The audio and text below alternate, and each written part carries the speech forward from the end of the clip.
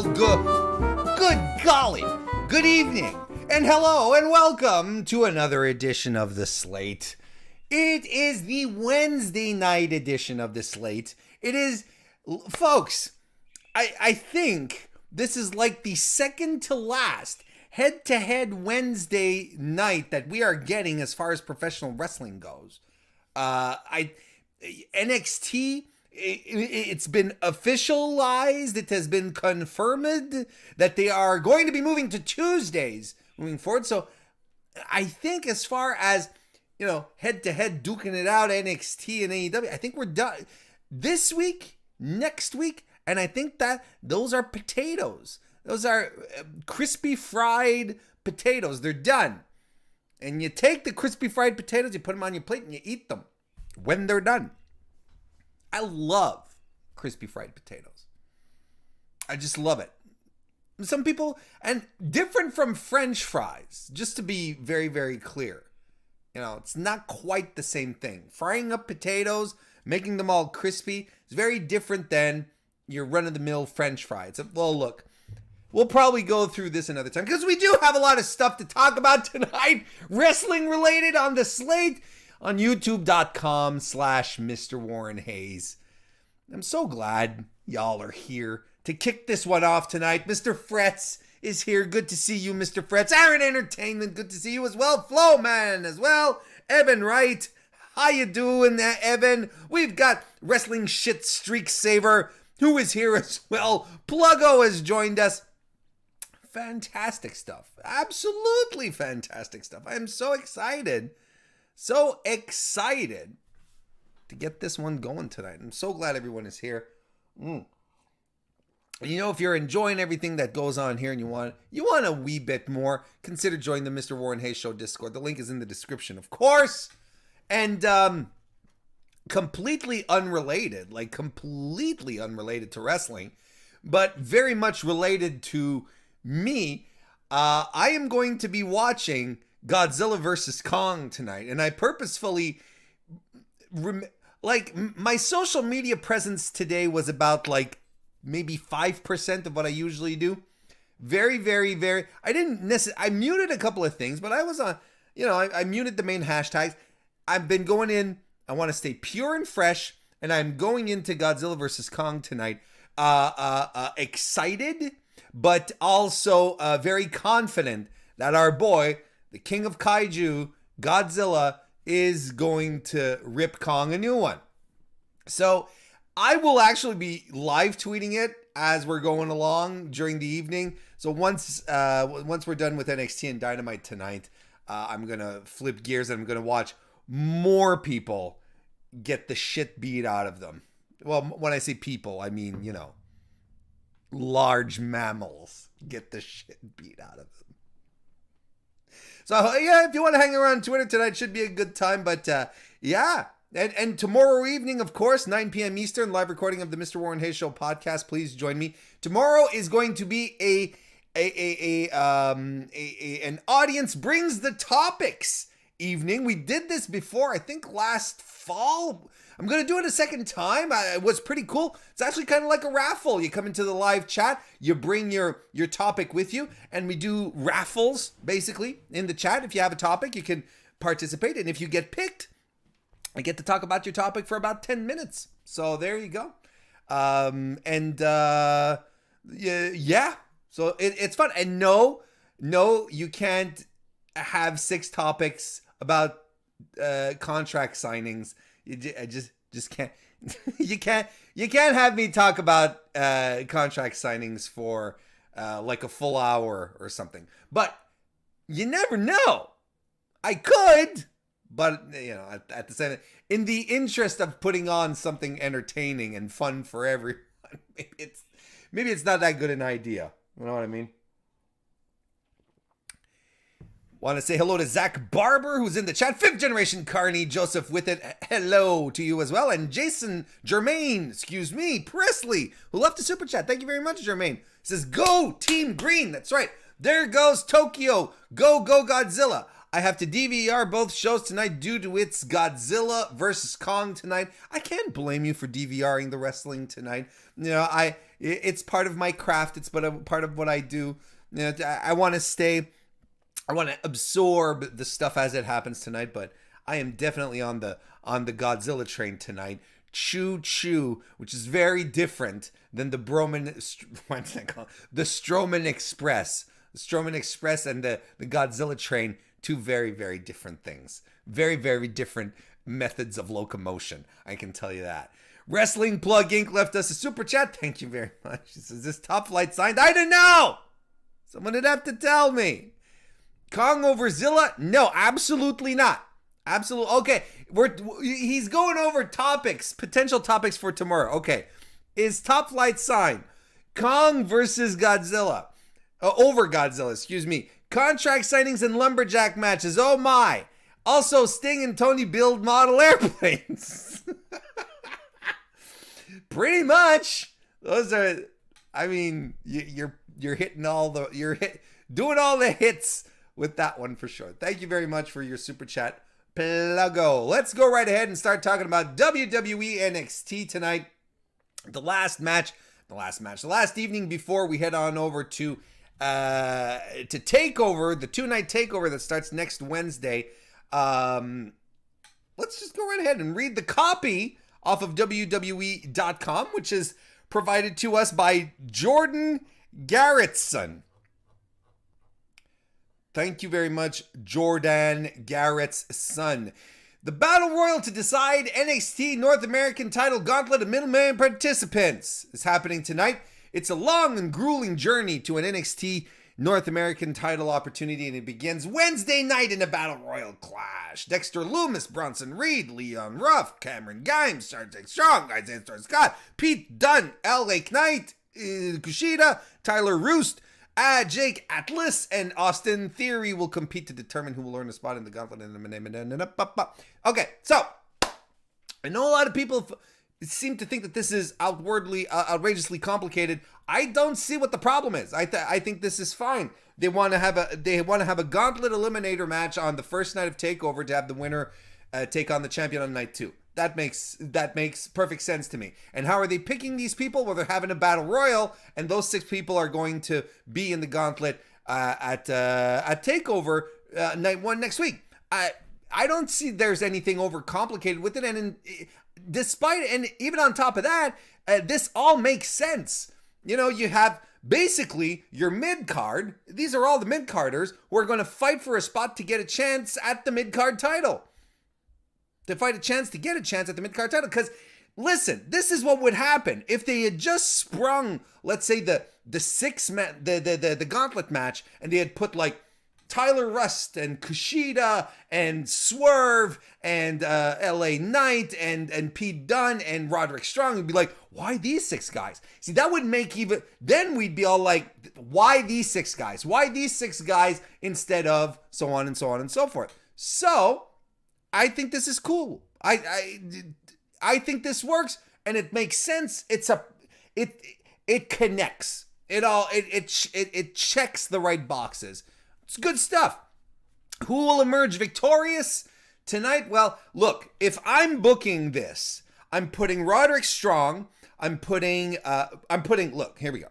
Bronson Reed, Kushida, Roderick Strong, Pete Dunne, because you've been pushing him hard, LA Knight, and who would be the 6th guy?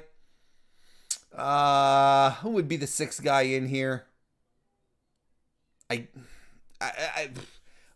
toss up between Leon Ruff and Austin Theory, depending on the story you'd want to tell. If you want Austin Theory to maybe challenge Johnny Gargano and then create some kind of malaise between them, that might be a way to go. Leon Ruff is a former champion. I think that would make sense there. I think that's what would make the most sense. Yeah. Who do I think should be Kushida? Kushida should win, and he should challenge for the title again, and he should fucking win it. Raquel Gonzalez faces Zoe Stark as NXT TakeOver Stand and Deliver approaches. Raquel Gonzalez is on the warpath towards her NXT Women's Championship match at NXT TakeOver Stand and Deliver, and Zoe Stark has found herself in the crosshairs The NXT newcomer teamed with NXT champion Io Shirai last week against Gonzalez and Kai, as in Dakota Kai. But a brutal slam from Big Mommy Cool, I kind of dig that, I'm not going to lie, was too much for Stark to overcome. After the bell, Gonzalez smashed the Genius of the Sky on the announce table, and a chilling stare down made her title intentions crystal clear. They were already crystal clear. What the like, that's a bad copy there, Garrett's son. Just bad copy. Stark has tested herself against the best of NXT with clashes against Kai and Shirai since debuting on the Black and Gold brand. Well, Stark developed page and pop boop boop. So it turns out that Zoe Stark is the workhorse of the women's division. Like, she's been on week after week at this point, hasn't taken many breaks since she started, and just been delivering extraordinarily good performances. She's clear. I say it week after week. There's someone in NXT in the management that really likes her, and I think she gives a lot of reasons to be liked. I think she's very good. If anything, I would venture to say that in this class that they had, these women who entered recently, who were announced recently as part of the biggest PC class of all time, I think she's exceeding overall expectations. That's what I think. I think she's been having absolutely stellar matches.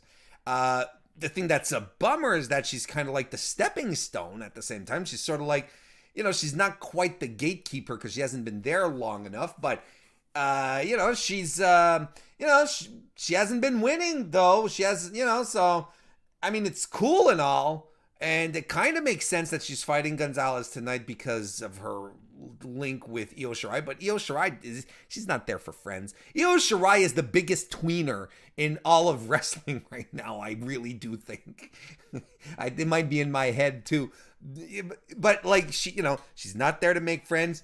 She does, like, she hasn't surrounded herself with, hey, good guy people, not since Candice LeRae, and she fucked up Candice LeRae. So I think like she really is like lone persona.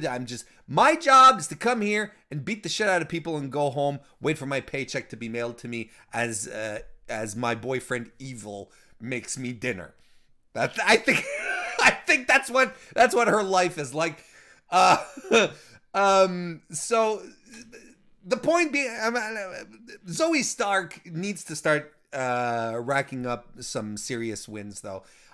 This is one of the things that I miss about the USA Network era of NXT, is that you don't have enough people wrestling really the PC recruits to try and get themselves over, because guys, gals, getting heat is not complicated. If you want to get heat, you win matches. That's how it works. That's how people get interested in it. And, wins and losses matter. And I don't care in which promotion you are, and I don't care what your boss, whose name may or may not be Bruce Pritchard, says.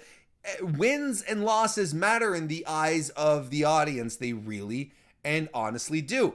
If wins and losses didn't matter, then we'd all be really, really mad that The Miz lost the title and that Bobby Lashley won it. But there's a reason for that, and it is entirely linked into the fact as to whether you're booked to look like a chump or not. And chumps lose and winners win. It's really all that's it. So Zoe Stark, she's fantastic, she puts on great performances, but she needs to start racking up wins. Candice LeRae and Indy Hartwell will be back in tag team action tonight. The Way have battled adversity as Dexter Loomis' steely eyes and haunting presence have upended the group's mindset in recent weeks. LeRae and Hartwell dropped their last match against Shotzi Blackheart and Ember Moon when Johnny Gargano's unveiling of a previously missing Austin Theory distracted the tandem. With their eyes on the new NXT Women's Tag Team titles, can LeRae and Hartwell claim an important so they're going to get a squash match, and that's how you establish someone. Give them a match, give them a squash match, make them look like contenders, continue down that road, and don't cool them off for like 3 fucking weeks then after.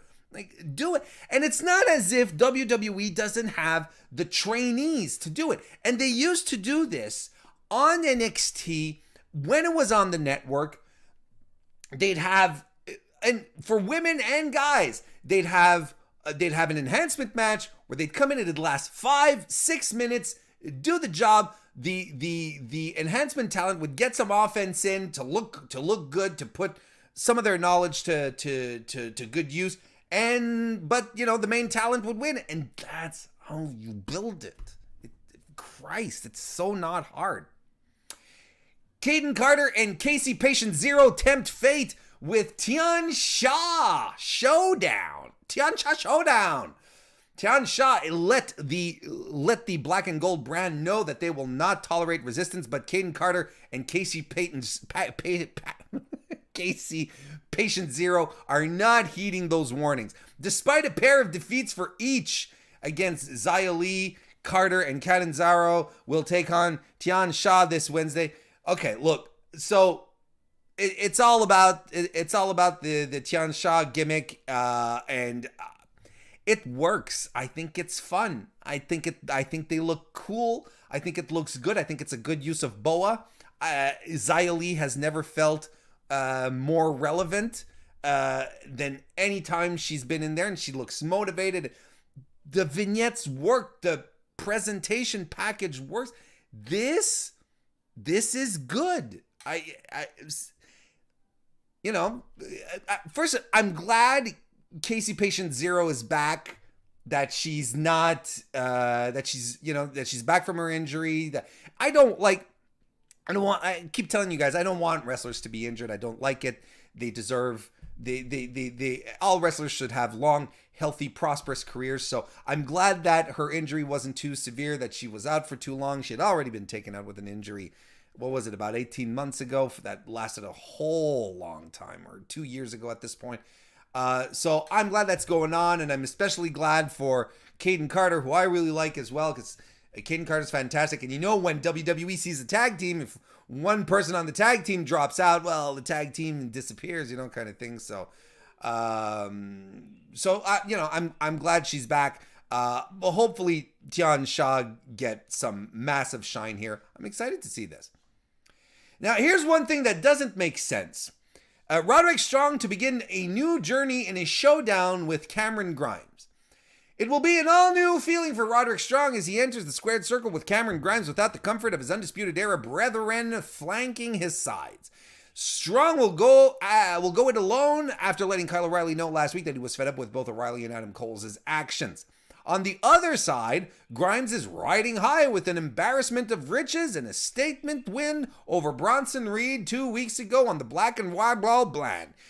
The two will be put to the ultimate test with a battle royal on the slate for Wednesday night. Now, I don't understand why we're singling this out. Like, the copy isn't saying that Roderick Strong and Cameron Grimes are going to have a match outside of the battle royal, because both of these guys are in the battle royal.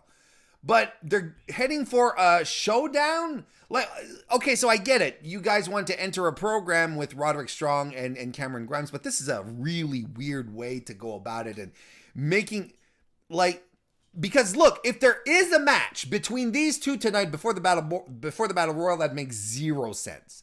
I don't know why either of these two would have agreed to that. It makes zero sense. Absolutely no sense. But very quickly before we move on to Dynamite, I fear that the only person I fear that the split up of the Undisputed Era is going to be detrimental to Roderick Strong. I think he's the guy who's going to suffer the most out of this. I'm not afraid for Adam Cole, not even afraid for Kyle O'Reilly, but Roderick Strong, man, I'm a little worried about it. Well, we'll see what happens. Let's talk about AEW Dynamite.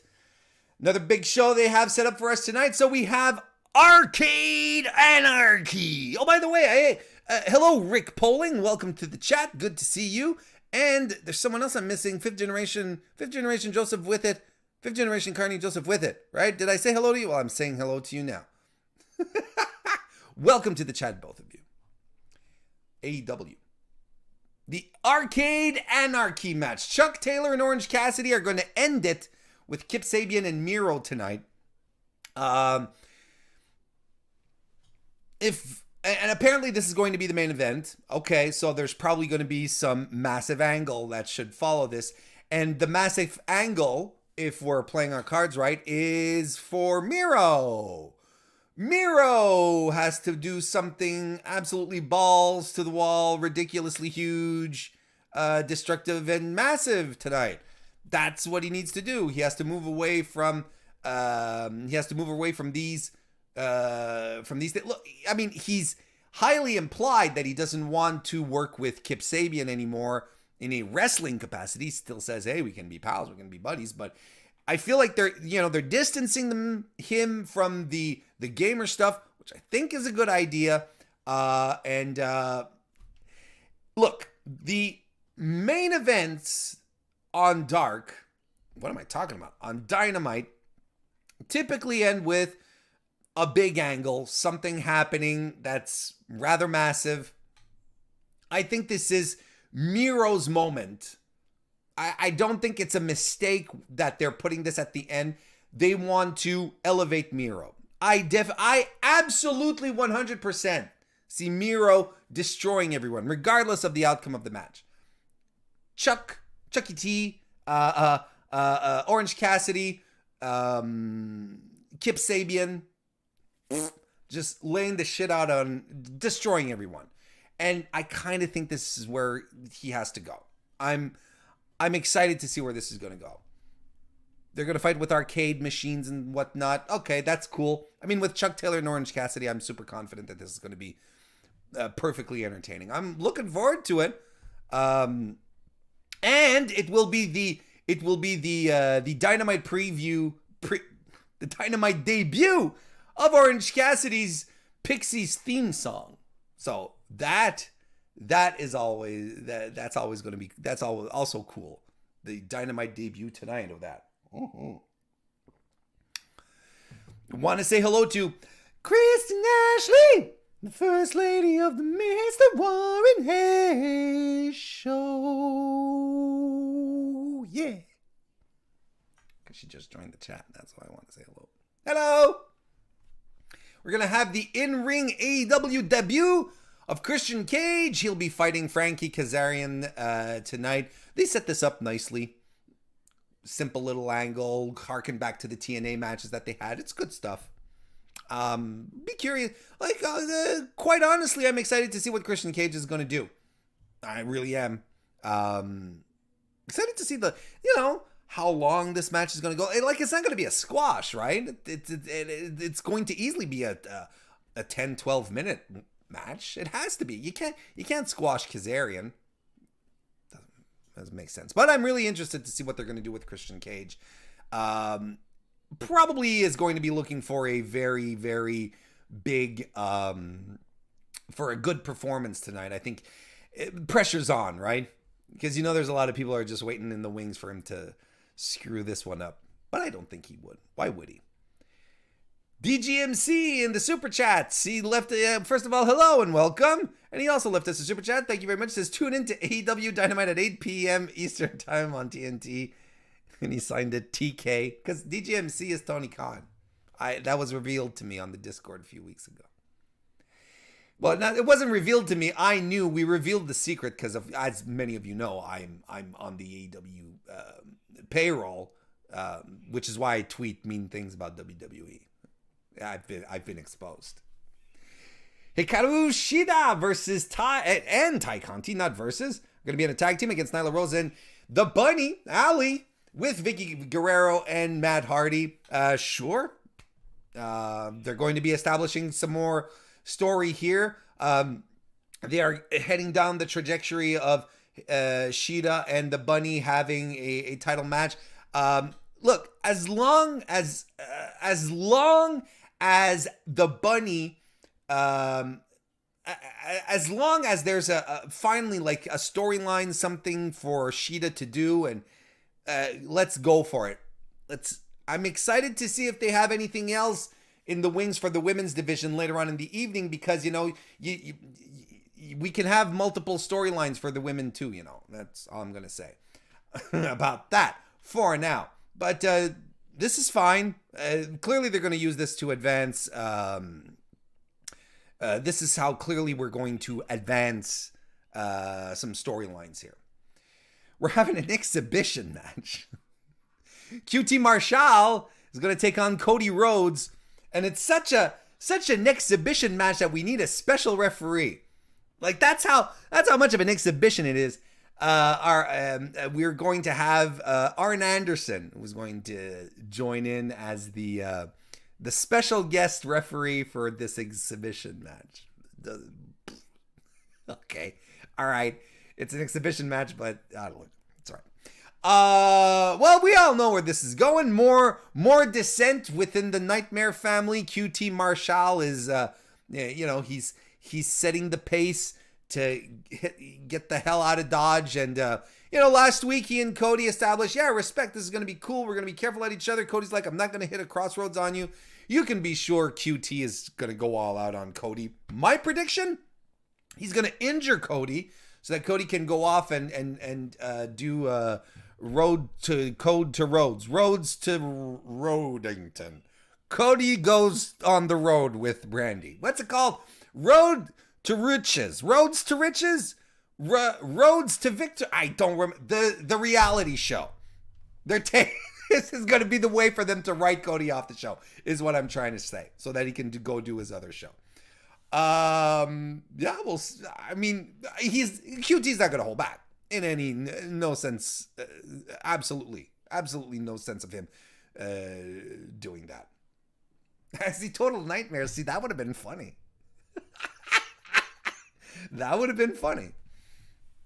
Kenny Omega and the Good Brothers are going to be taking on Rey Fenix, Penta El Zero Miedo, and Laredo Kid. This, I'm pretty sure, is another catalyst to the Young Bucks Good Brothers feud that they have going. We're probably going to get a TV match with Laredo Kid and Kenny soon, like at the next super card that they're going to do. And you know what? I'm completely okay with that. That's not a problem. Penta, I think it sucks because I think they dropped the ball with Penta doing the heel thing. With the name of the Spanish announcer is slipping my mind right now, but I think they missed the boat on that. I think that would have been really, really, really interesting to do. Sort of take him away, Rey Fenix, a little bit, and let those two guys breathe without each other for a little bit. Let Rey, especially for Phoenix, let him shine like the singles competitor that he is, and just wow us on the singles side. I kind of missed that. I don't know why they dropped the ball. Not they dropped the ball, but they dropped the angle so quickly on that. Could have continued down that road a little bit, right? Seems to me. Jon Moxley is going to be taking on Cesar Bononi. Is Cesar Bononi going to ruin Jon Moxley's career? Jon Moxley's career has already been murdered. It's already been done. Is it going to be the double stake to the heart? Like when you kill a vampire, you stake him, but then to make sure you chop off the head. Is this what we're doing tonight? That being said, my thoughts go out to Cesar Bononi and what he's going through right now. His wife, I don't know if you've heard about this, but his wife was diagnosed with leukemia. And she's gone through multiple chemo sessions. She needs a bone marrow transplant, and her sister is an exact match for her. And but she's in Brazil, and they need to bring her quickly into the United States by the end of the week for the transplant. But travel bans and COVID stuff, and Bononi's trying to petition the U.S. government and embassies to let her through.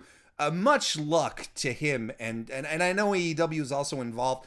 Much luck to him and to his wife as well. I hope the situation turns out as best in the best possible scenario, which is his wife getting what she needs and becoming healthy again.